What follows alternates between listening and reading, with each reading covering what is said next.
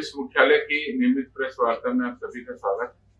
आज मुख्य रूप से पुलिस पदाधिकारियों और कर्मियों की संख्या पुलिस में बढ़ रही है, उनके कल्याण के लिए हम लोगों ने इधर नए परिवर्तन किए हैं और उन परिवर्तनों का क्या प्रतिफल रहा है, किस तरीके से बिहार पुलिस अपने कर्मियों के कल्याण के लिए समर्पित होकर के कार्रवाई कर रही है, उसके बारे में आपको विस्तृत रूप से बताऊंगा। जैसा कि आप लोग जानते हैं, बिहार पुलिस में सिपाही से लेकर पुलिस इंस्पेक्टर तक के सभी पदाधिकारियों, कर्मियों, उनके कल्याण के लिए और उनके आपसी सहयोग और उनके आपसी कोऑपरेटिव मैकेनिज्म के तहत 3 कोष चल रहे हैं। एक पुलिस परोपकारी कोष, एक कल्याण कोष और शिक्षा कोष।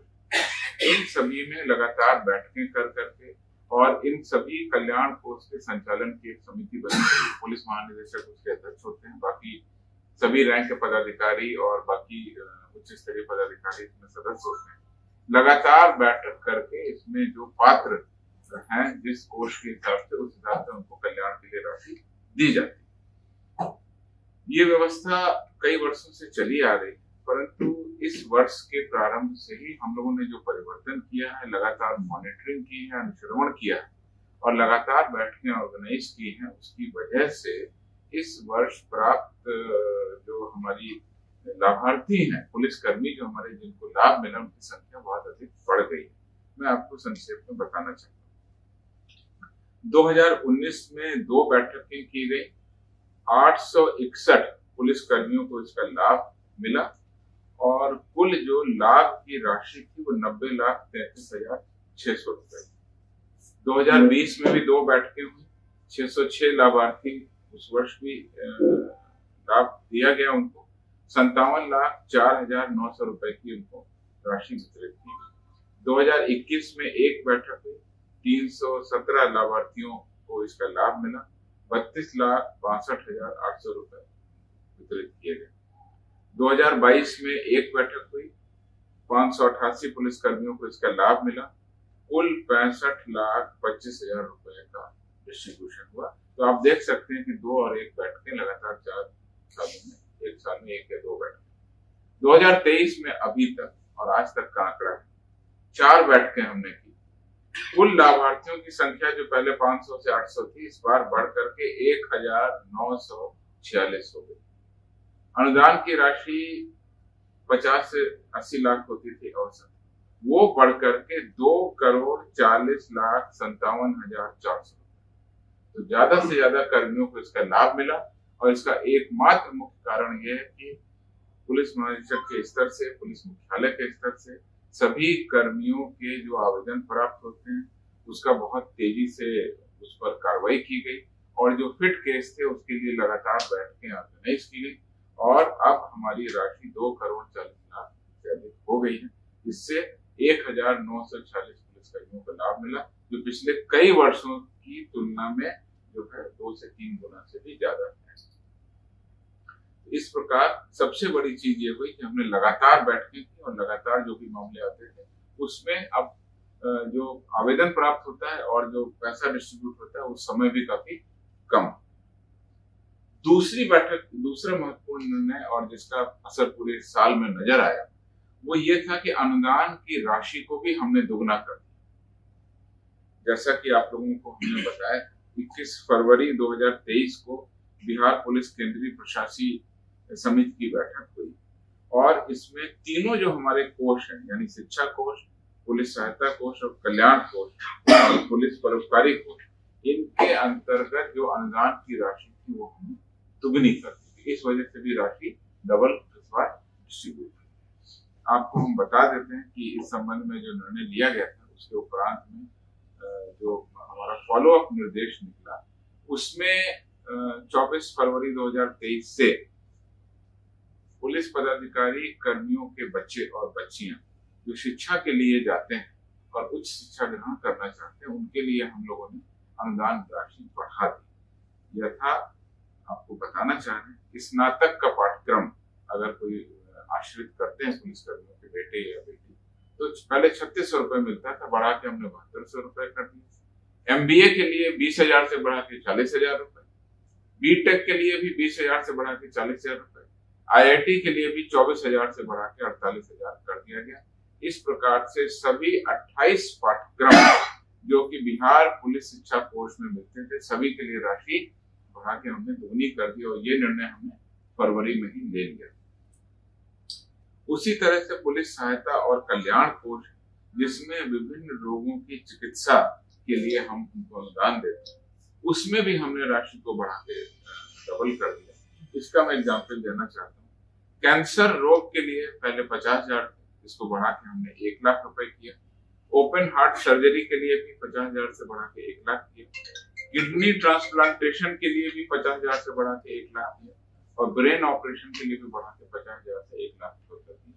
तो गंभीर रोगों में और सभी प्रकार के अन्य रोगों में कुल 43 रोग हमने इसमें चिन्हित किए। सभी 43 रोगों की चिकित्सा के लिए अनुदान राशि को हमने डबल। तीसरा जो इससे फॉलो अप निर्णय था वो ये था कि मृतक पुलिस पदाधिकारी और कर्मियों के आश्रित को मिलने वाली 12,000 रुपए की जो वार्षिक अनुदान राशि है, किसी की डेथ हो जाए तो लगातार देते हैं, वो बढ़ा के हमने 24,000 रुपए कर दिया। इसको भी हमने डबल किया। तो कुल मिला के जो निर्णय हुआ पूरे साल में राशि को दोगुना करने का, और दूसरा कि जो भी एप्लीकेशन आते थे उनको तत्काल हम लोगों ने निर्णय लिया। इसी कारण से 2,40,00,000 से अधिक इस बार राशि। इसके अलावा हम लोगों ने एक नया निर्णय लिया, ये 28/8 को लिया, जिसमें कि कर्तव्य पर मुठभेड़ के क्रम में अगर कोई कर्मी शहीद होते हैं तो उस पर 25 लाख रुपए का अनुदान दिया गया। ये निर्णय हमने 8वें महीने में लिया और इसमें यथा मुठभेड़, आपराधिक मुठभेड़, हिंसा, बारूदी सुरंग, नक्सली हमला, दंगा, दुर्घटना, छापामारी के दौरान मृत्यु आदि इस प्रकार की जो गंभीर घटनाएं हैं उसमें 25 लाख रुपए एक मुश्त राशि चेक या बैंक खाता के माध्यम से अनुदान करने का हमने निर्णय लिया। और इस विशेष प्रावधान के तहत पहली बार बिहार पुलिस में ये फायदा सिपाही से लेके IPS पदाधिकारियों तक को देने का निर्णय लिया। पहले ये तीनों कोष केवल सिपाही से इंस्पेक्टर रैंक के होते थे। इसमें गजेटेड रैंक को उन कोष से बाहर रखा गया और इन कोष से गजेटेड ऑफिसर अभी भी बाहर है, लेकिन 25 लाख रुपए की घटना किसी भी पदाधिकारी के साथ में हो सकती है। इसलिए हमने अगस्त महीने में जो निर्णय लिया उसमें बिहार के जो हमारे DSP रैंक के पदाधिकारी और जो IPS रैंक के पदाधिकारी हैं उनको भी हमने पहली बार इसमें शामिल किया और उनसे भी हम लोग कोऑपरेटिव के तहत राशि हम लोग उनसे इकट्ठा करते हैं, जिसमें कि भारतीय पुलिस सेवा के पदाधिकारी 3,000 रुपए, हम लोग 3,000 रुपए का अंशदान करते हैं। DSP कैडर के 2,000 रुपए का अंशदान करते हैं। दरोगा और इंस्पेक्टर 1,000 रुपए का अंशदान करते हैं और ASI भी 1,000 का करते हैं। सिपाही, हवलदार, लिपिक ये 400 रुपए का अनुदान, आंशिक वार्षिक अंशदान। तो इस प्रकार से ये बहुत बड़ा निर्णय हुआ और इस निर्णय का जो है असर हमारे जो 3 घटनाएं हुई उसमें हुआ। मैं आपको बता देना चाहता हूँ, वो नंद किशोर यादव जो समस्तीपुर जिला में मोहनपुर ओपी अध्यक्ष थे, जिनके अपराधियों से मुठभेड़ में शहीद हो गए, उनको 25 लाख रुपए। सिपाही अमिताभ बच्चन जो वैशाली में अपराध कर्मियों का पीछा करने के क्रम में चलाई गई गोली से शहीद हुए, उनको 25 लाख रुपए। और police sub inspector Prabhat Ranjan Jamui जो अवैध बालू का परिवहन करने के क्रम में ट्रैक्टर से घटना हुई और उनकी मृत्यु हो गई, उसमें भी हमने 25 लाख रुपए दिए। 3 मामलों में हमने जो निर्णय लिया था उसका तत्काल पॉजिटिव रिजल्ट। इसके अलावा हम लोगों ने मार्च में एक नया निर्णय लिया, वो ये कहा था कि किसी भी कारण से पुलिस कर्मियों को लोन लेने की जरूरत पड़ सकती, तो हम लोगों ने पहली बार ब्याज रहित लोन देने की भी व्यवस्था इस बार शुरू। ब्याज रहित लोन के क्रम में हम लोगों ने 7 मार्च 2023 को निर्णय लिया और ये कहा कि गंभीर रोगों से ग्रसित पुलिसकर्मी, पदाधिकारी या उनके आश्रित हो तो उनको हम लोग 3 लाख रुपए तक का ब्याज रहित ऋण हम लोग उपलब्ध कराएंगे, जो कि वो आसान किस्तों में बीमारी ठीक हो जाने के बाद उनकी कटौती कर दी जाएगी। इसमें कोई हम लोग इंटरेस्ट नहीं लेंगे, कोई इंटरेस्ट चार्ज नहीं। और इसमें अभी तक हम लोगों ने 18 कर्मियों को ब्याज रहित ऋण स्वीकृत किया है, जिसमें 6 कर्मियों को 3 लाख रुपए का लोन, एक व्यक्ति को 2,80,000 रुपए का लोन और एक व्यक्ति को 1,15,000 रुपए ऋण की राशि प्रदान की। इसके एग्जाम्पल भी मैं आपको दे सकता हूँ कैसे गंभीर रोगों की चिकित्सा में ये हमारी राशि हमको मदद कर रही है। रीता देवी हमारी एक जो है कर्मी है, वो अनी कृष्ण कुमार सिंह उनकी पत्नी, और उनको कैंसर हो। उनके कैंसर के इलाज के लिए 28/11/2023 को हमने 3 लाख रुपए का इंटरेस्ट फ्री लोन उनकी चिकित्सा के लिए उपलब्ध किया। इससे उनके परिवार को बहुत मदद मिली। इसी तरह हमारे सिपाही हैं 413 अजय कुमार दयाजयरावल, इनकी बेटी है आकृति कुमार, इनको भी कैंसर रोग हुआ और इनकी भी चिकित्सा के लिए 3 लाख रुपए का ब्याज रहित ऋण हमने 9 अगस्त 2023 को दिया। और इसी तरह से पुलिस सब इंस्पेक्टर है विनय कुमार, मोतिहारी जिला बल के, इनको किडनी ट्रांसप्लांटेशन के लिए भी हमने 3 लाख रुपए का ब्याज रहित ऋण दिया गया और ये तत्काल उनकी मेडिकल नीड को पूरा करता है। जब सरकारी तौर से चिकित्सा प्रतिपूर्ति उनको मिलती है तो उसके बाद में जब राशि उनको मिल जाती है तो उसके बाद में आसान किस्तों में वो राशि वापस करते हैं। तो इस प्रकार से बैंक या किसी और लोगों से लोन लेने की जरूरत नहीं पड़ती। तो ये भी बहुत बड़ा निर्णय रहा और इसका लाभ भी कई सारे पुलिसकर्मियों को, जैसा हमने बताया 18 पुलिसकर्मियों को इसका भी लाभ मिला। इसके अलावा एक निर्णय हमने और लिया, घायल पुलिसकर्मी को कई बार इलाज में लंबा रहना पड़ता है और उस लंबे इलाज के दौरान काफी खर्च हो जाता है।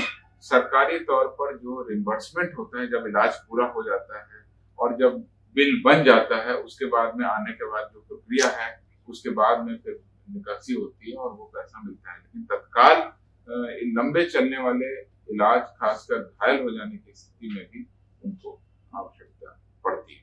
तो इसमें भी हमने निर्णय लिया था कि हम इसमें 2 लाख रुपए तक की ऋण की राशि उनको इलाज के लिए देंगे। कोई भी पुलिसकर्मी घायल हो जाता है, एक्सीडेंट हो जाता है, चोट लग जाती है, 2 लाख रुपए तक का हम लोन देंगे इंटरेस्ट फ्री, और ये भी उनको 20 किस्तों में लौटाना है।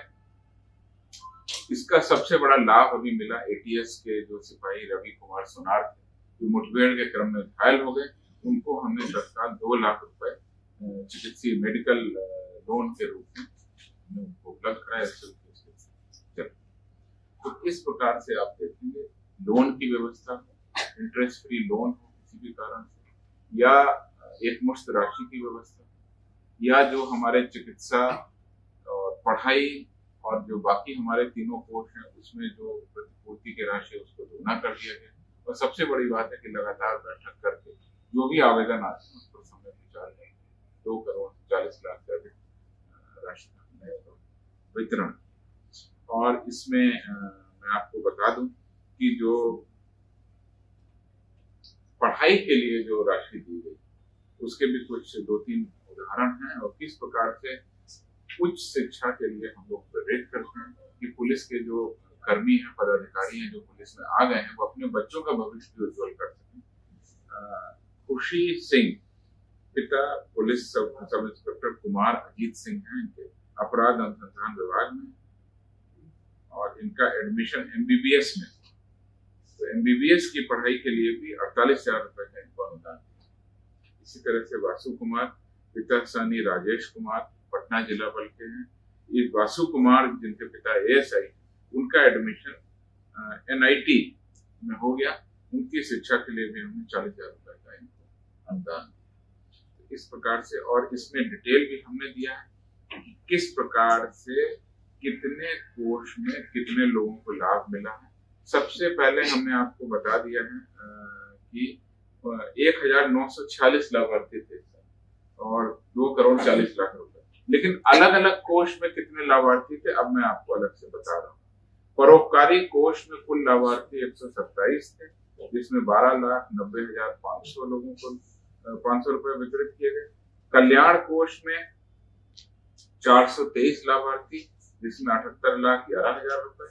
और शिक्षा कोष में सबसे ज्यादा देखिए, शिक्षा कोष हमारा जो है यूज होता है जब उच्च शिक्षा के लिए, उसमें 1,396 जो हमारे कर्मी हैं उनको लाभ मिला।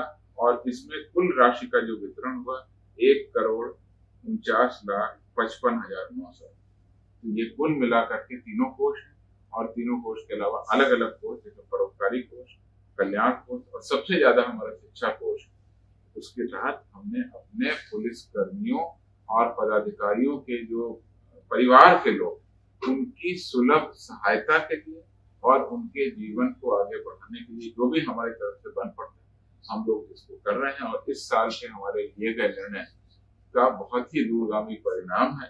अब पुलिस कर्मी और पदाधिकारी बिहार पुलिस में रहते हुए और विधि व्यवस्था संधारण और आम जनता के सुख के लिए जो पुलिस के कर्तव्य हैं उस पर 24 घंटे लगातार कार्रवाई कर रहे थे, अब बेहिचक कार्रवाई करेंगे।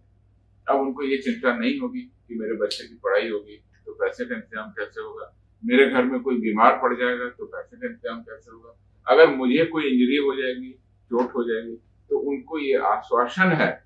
और इस प्रेस कॉन्फ्रेंस के माध्यम से आप लोगों के माध्यम से भी मैं आश्वस्त करना चाहता हूँ कि बिहार पुलिस के प्रत्येक कर्मी और जवान 24 घंटे बिहार पुलिस की जो भी कर्तव्य विधि व्यवस्था के, अनुसंधान के, आपदा के, ट्रैफिक के जो भी सारे काम है उसमें पूरे मनोयोग से काम करते रहें।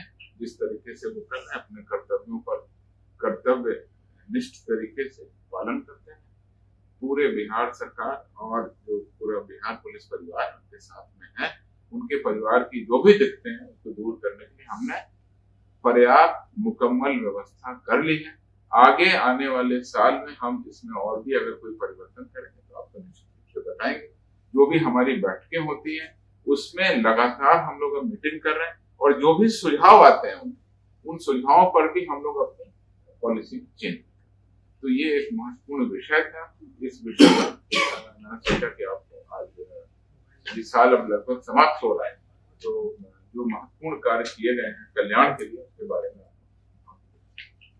सबसे पहली उपलब्धि में खगड़िया के मुफस्सिल थाना अंतर्गत 50,000 रुपए के नामी टॉप 10 अपराधकर्मी संत बली उर्फ संता को बरौनी रेलवे स्टेशन से गिरफ्तार किया।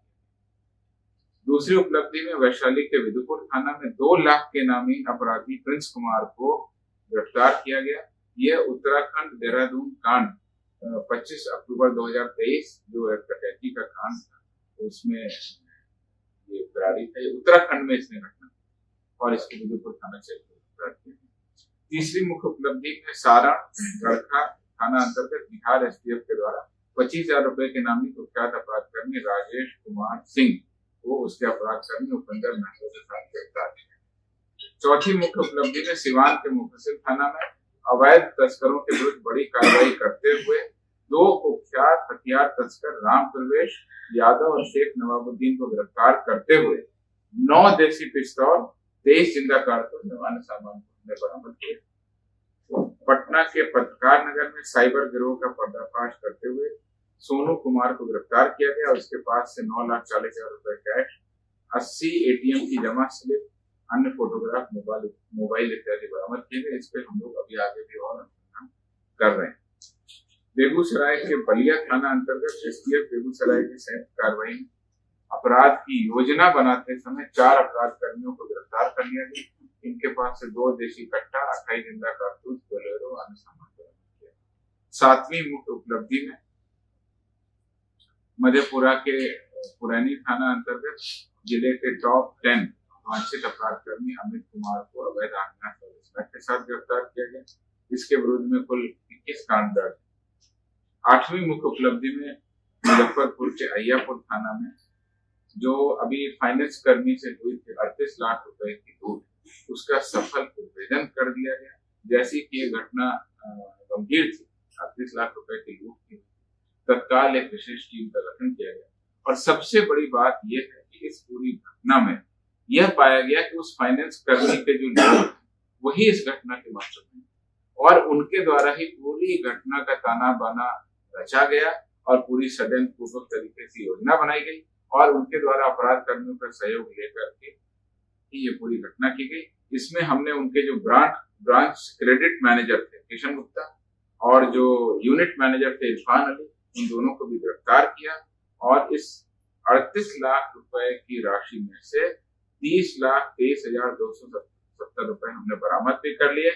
इसके अलावा लूट में प्रयुक्त एक मोटरसाइकिल लूटा गया, मोबाइल और घटना में जो चाकू प्रयोग में लाया गया उसको। तो किस प्रकार से घटना घटित हुई, किस प्रकार से एक सनसनीखेज 38 लाख रुपए की लूट हो गई, लेकिन हमने उसका उद्भेदन कर लिया और जिन पर उन पैसे की रखवाली का दायित्व था वही अल्टीमेटली इसके साजिशकर्ता निकले, उनको भी हमने गिरफ्तार किया। तो मैं इस घटना और इसके उद्भेदन के माध्यम से ये भी अनुरोध करना चाहूंगा कि कोई भी घटना होती बिहार पुलिस लगातार उसकी तह में जाकर के उसका उद्भेदन करती है। अतः धैर्य बनाए रखें, बिहार पुलिस पर भरोसा रखें। जैसा कि पूरी साल भर की हमारी कार्रवाई से भी स्पष्ट हो रहा है कि लगातार हम लोग कांडों का उद्भेदन करते हैं और अपराध कर्मियों की गिरफ्तारी भी करते हैं। वैसे तो लगातार निरोधात्मक कार्रवाई के तहत अपराध की योजना बनाते समय ही हम गिरफ्तार कर रहे हैं, मिनीगन फैक्ट्री का भी उद्भेदन कर रहे हैं और कुल मिलाकर के अपराध कर्मियों पर सम्यक कार्रवाई इस पूरे वर्ष में बिहार पुलिस ने की। अंतिम मुख्य जो उपलब्धि रही है हाल के दिनों में, उसमें मुंगेर के कोतवाली थाना में अवैध आग्नेयास्त्र के साथ 3 अपराध कर्मी मोहम्मद जमशेद उर्फ नफरू, अरमान मंडल और बिलाल मंडल को गिरफ्तार किया गया। इनके पास में 7 पेन पिस्टल, 14 जिंदा कारतूस, नगद 1,90,000 रुपए, मोटरसाइकिल, मोबाइल इत्यादि बरामद किए। अब इस कांड का और इनसे पूछताछ के उपरांत आगे